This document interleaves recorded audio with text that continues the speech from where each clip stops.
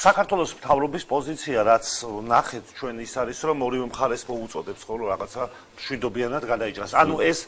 გამართლებული არის, ანუ როცა საუბრობდით აი მოქალაქეების პოზიციასთან დაკავშირებით, ოფიციალური თბილისის პოზიცია ეს? ოფიციალური თბილისის პოზიცია ასეთი უნდა იყოს და ძალიან კარგია რომ ეს პოზიცია აქვს და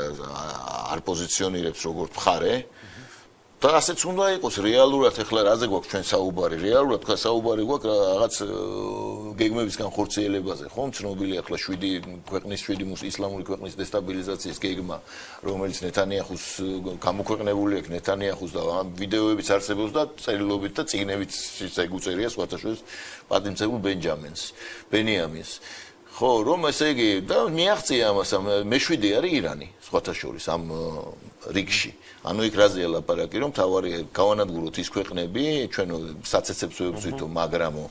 თავს ვერაფერს უშვებითო ამიტომ უნდა მოვიქცეთ ისე რომ თავი გავანადგუროთო და ეს თავი 7 ქვეყანაშიაო და ასე შემდეგ და ეს ვაშოს ლესლი კლარკმაც გენერალმაც იგივე თქვა სხვათა შორის 2007 წელს რომ აი უცრად ის იყო ძალიან ისეთი ქორი მაგრამ შემდეგ გადაიქცა ესეთ დაუშვათ მტრედად და თქვა რომ აი ეს გეგმები არსებობს